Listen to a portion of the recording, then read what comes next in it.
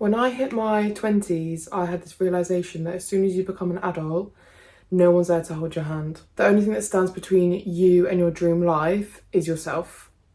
As soon as you decide to take control of your life, you can have everything you want.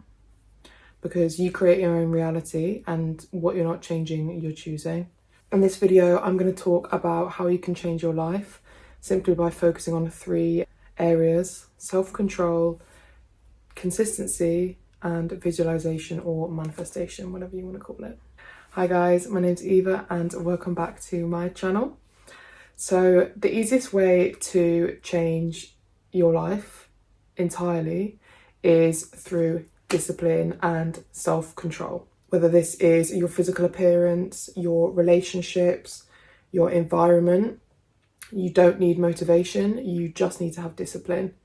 When you realise that what you say to people, and particularly how you say it, will change the outcome entirely, you'll practice more control over what you say. You know, I definitely have a fiery side, and I still have to check my tone of voice frequently. But I've definitely been in past relationships where shouting is so normalised, and you just become numb, emotionally numb, and you end up losing respect for each other, and the communication breaks down, and so does the relationship. If you want a favourable outcome, you need to think before you speak and control what you say, particularly if you're trying to get something out of someone. You know, you need to lead with how it benefits them. That's one thing that one of my favourite books, How to Win Friends and Influence People, speaks about heavily. I really recommend that, especially to anyone in sales. When you start to practice self-control in one area of your life, you start to realise that it's easily transferable into every other aspect of your life, because you realise you have control over what you say, over what you watch, you know, over who you hang out with. Like, oh no, I'm going to choose to watch, instead of watching reality TV, I'm going to choose to watch educational content. I'm going to choose to watch a documentary, which you never know might change your life. I'm going to choose to eat a salad instead of eating KFC, which will lead to boosted self-esteem and confidence and pride at the end of the day. You know, I've always had issues with body image, and definitely developed a binge eating disorder when I was younger, just like a really toxic relationship with food, and it would lead to me feeling pathetic because I had no self-control, and I was so unhappy in myself, and shopping was horrific, which would ruin the whole day. And I realised that something had to change, so I forced myself to get up, go to the gym, not even for the physical benefits of it, more for that mental, you know, the mental well-being, particularly on days when I feel tired or stressed or anxious, because that's when I would need the endorphins the most. That's when I benefit from the endorphins the most. And the easiest way to create discipline is to create a routine, make it part of your routine, and romanticize your routine.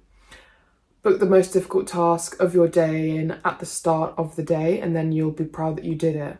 And then it will lead to you accomplishing more tasks throughout the day because you're proud of yourself and you know that you can do it. Plan your workout so that you don't have time to second guess it, so that you're not there thinking that you're too tired, or you're not in the mood. You know, you don't even have time to think about it. If you do this for 2 weeks straight, that's how long it takes to form habits. I mean, I just started getting up at 6 in the morning and going to the gym, and I honestly have never felt better in my life.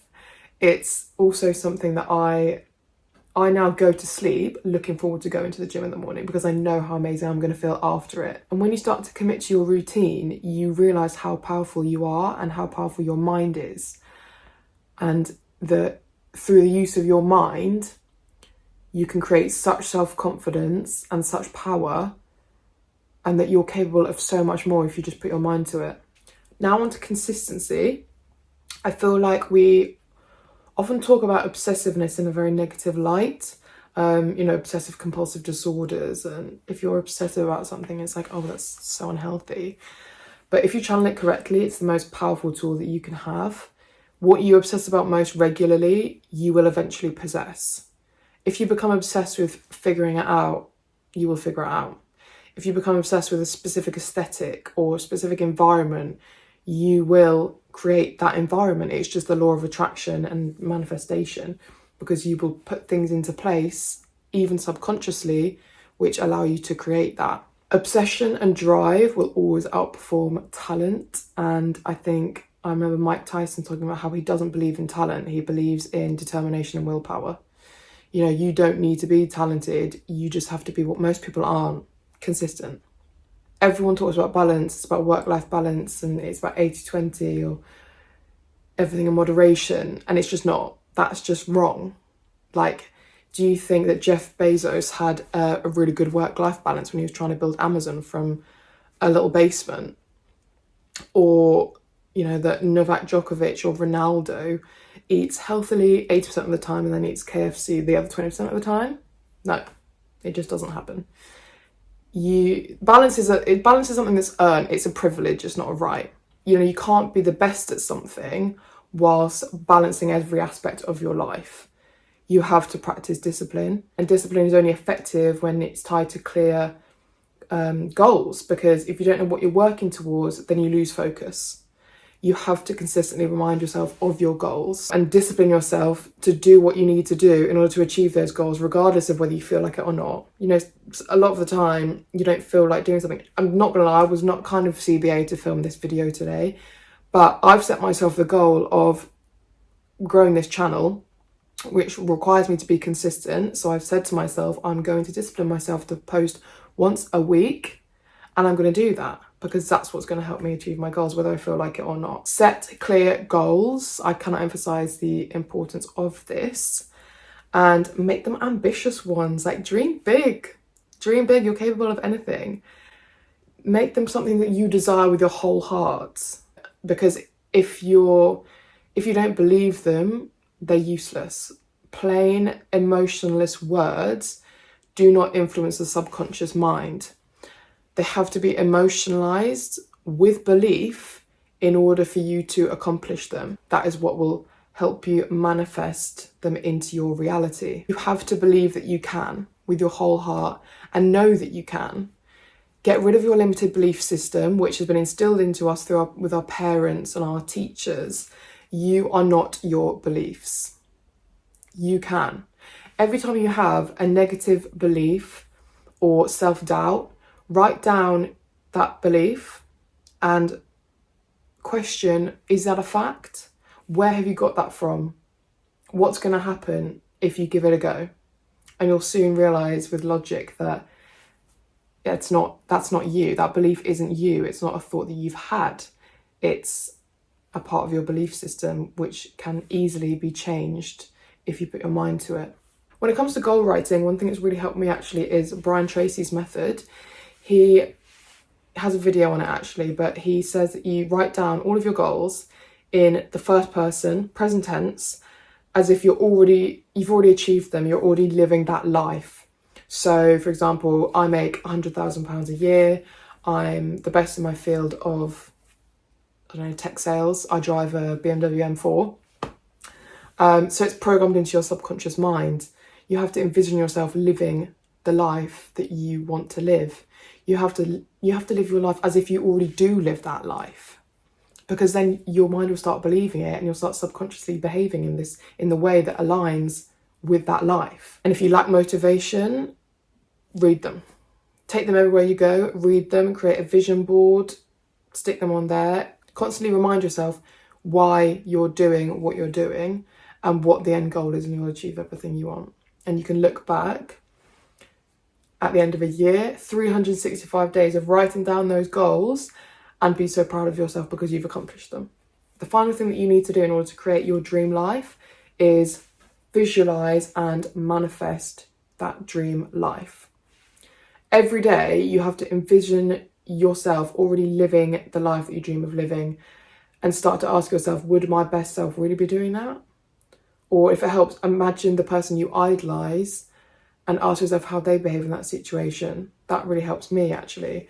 I think of someone who I aspire to be or I idolize, and I just ask myself, would they do that? For example, would they be going on a night out on a Tuesday with all of their friends and getting drunk?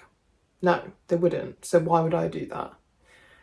Your actions have to align with your desires. You can't say you want to build a 6-figure business but only want to work 5 hours a day. I mean, this occurs in, in dating as well. Like, you date depending on the lifestyle that you want to live at the end of the day, and who can provide you with that and who will better you. You have to surround yourself with like-minded people. Surround yourself with winners, with ambitious people, with positive people. You mirror their thought process, you mirror their behaviour and their habits, and you'll empower each other and encourage each other to keep getting better, as opposed to dragging each other down. Whilst you're working in these 3 areas, you need to also constantly be self-reflecting and asking yourself, why do you do what you do? That is the final piece of the puzzle, because sometimes you can be self-sabotaging, or there's something that you're running from, or, as I said earlier, there's a limited belief system which is holding you back. Whether that's, trauma or self-doubt, which results in you going out every night, drinking, getting drunk, instead of working towards becoming your best self or on your goals. So it's just distracting you. When in actual fact, that's just creating false dopamine addiction, as opposed to working on yourself, working on your goals, which leads to serotonin, the happiness drug, as opposed to the pleasure drug of dopamine. You constantly have to be checking in with yourself. Are you progressing? Are you moving forward? Because if you're not moving forward, then you're stagnant and you're not going anywhere. Instead of moaning and complaining, are you being proactive? What you're not changing, you're choosing. And you need to stop speaking your problems into reality, because you're identifying with lack and scarcity, and instead of speaking about your success and your progress, however small it might be, you need to celebrate the small wins. Whether that's you went for a half an hour walk, you read 30 minutes of your book, 30 pages of your book, or you chose to cook a healthy dinner instead of ordering. These are all things that you should be proud of. You need to just trust yourself that you're on the right path, celebrate the small wins, and as long as you keep doing that, you will constantly get better and you will become successful. So I really hope you guys have enjoyed today's video. I hope this helped in some way, and I will see you in my next one. Speak to you soon. Bye.